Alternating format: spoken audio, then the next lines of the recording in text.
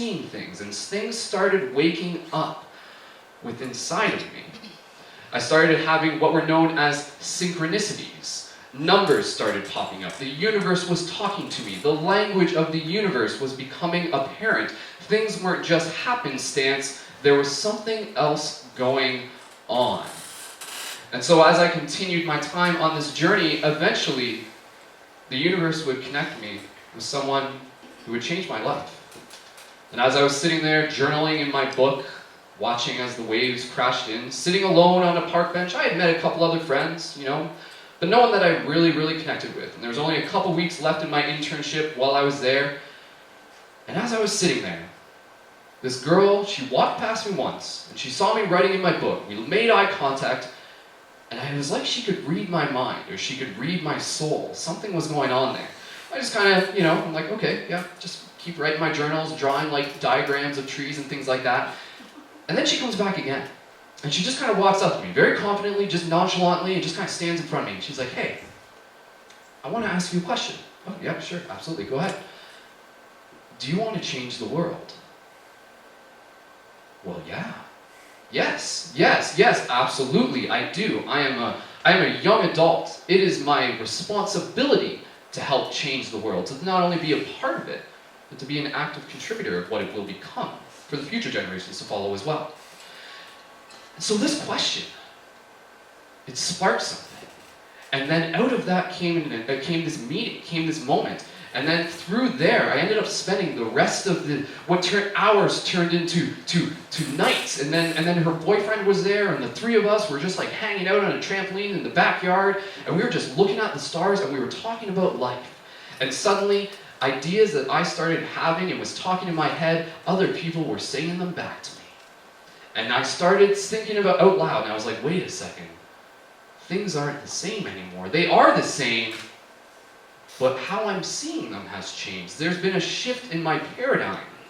And what was interesting is that these ideas, it wasn't so much remembering, it wasn't so much feeling as if I was learning something new, but more so remembering something old. Something very, very old within my heart, within my soul. And so at that point, I would look at a tree, and a tree was no longer just a tree. Suddenly a tree were the veins in my arms, were the branches of a river, were the strikes of lightning. My goodness, why are these patterns showing up all throughout nature? And am I a part of it? Suddenly a spiral was no longer just a spiral. The spiral on my fingertip. It's the same spiral of the galaxy. It's the same spiral of a pine cone. It's the same spiral that we're finding all throughout nature. What I would eventually learn to be known as sacred geometry was becoming apparent to me.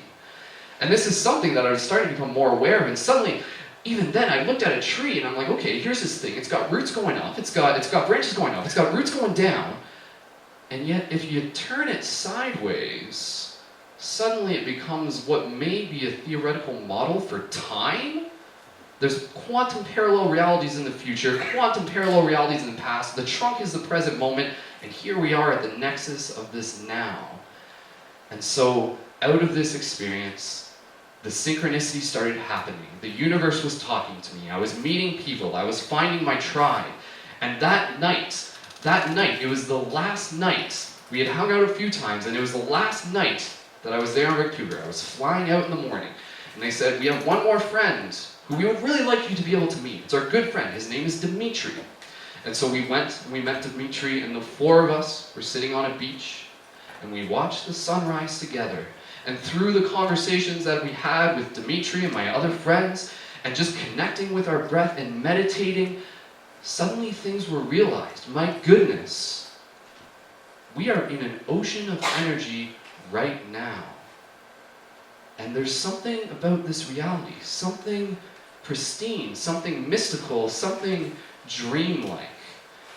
And the dreamlike nature of this reality also taught me something. Is that if this is a dream, then we can learn how to wake up within it. And if we wake up within it, then we can learn how to change it. We can learn how to create it. We are the lucid dreamers of the shared dream reality.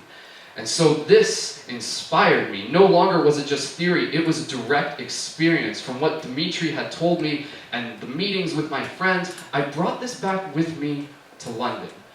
And at this point, I felt the call. I felt the call of consciousness. And what is consciousness? Consciousness is awareness. You are consciousness. We are in an ocean of consciousness. Consciousness is life. Consciousness is energy. Consciousness is us. And so I knew that I wanted to help change the world. And how was I going to do it? That was the question. The question was not only how, but what was needed. And so at that point, being a media creator, I thought to myself, yes, storytelling, inspirational content, a 5-minute video that I can put out a very powerful idea. And this started picking up. And suddenly, Paradigm Shift Central became a club in Fanshawe College. And we started sending out invitations, and we started inviting people into our meetings, and we started having people coming in talking about mindfulness, meditation, Reiki, energy healing, lucid dreaming, quantum mechanics, and of course Sasquatch. And so, out of this, more people started coming into the circle. And we started to realize that there were more people waking up to this. And the journey has continued, and the story has continued, and more people are connecting. And that was when my friend said, hey, I've got this button machine. How about we make some buttons and put your website on it? And I'm like, ooh, I like the sounds of that. How about we do some free hugs? And then we'll give people buttons once they come up and talk to us. And we can like give out the buttons, and we got some buttons here. And so here you go, Andy, have a button there. Buddy, thanks. Oh, absolutely, right? So anyways, from there, the story started continuing. And as I started stepping into this natural role of leadership, what I wanted to be able to do was not just tell a story, but invite people to be a part of this story. The story of this awakening of consciousness, the story of the nurturing of the seed of the superhero within inside each and every one of us. This awareness of how synchronicity works, that when I go out, when you go out, when we go out, and we stand on a corner doing free hugs, the right people will find us at the right time. And hey, you know what's really fun? When you dress up like Spider-Man doing it, I got my board shorts on, and I got my lightsaber spinning, and I'm skateboarding down the road, and it's Halloween night, and there's drunk people watching me going, whoa, yeah. And then they come over, and then we have a party, and we talk, and then I give them a button, and they're just like, dude, I just had lucid dreams last night. This is amazing. I can't believe we met you. You're such a trip. Oh my goodness, I want to connect to your project. I want to be a part of your community. I want to be a part of your story. I want to connect with your network of entrepreneurs and creators and be a part of what it is that is happening here. And so out of this, my intention, my story that I have to share for each and every single one of us is that each of us is that superhero, because each one of us is that dreamer waking up within the dream. And it is the little things that make the big difference. It is the hug. And out of this, it was never my intention to tell people what to think. I had my own experience, but it was rather understanding and appreciating that each one of us has those individual moments where we go, aha, I see this reality, and no longer am I something separate from it, but it is me, I am it. It is all interconnected. And suddenly we are not the single speck in an infinite vast universe, but we ourselves are the center of our own universe within this shared dream reality.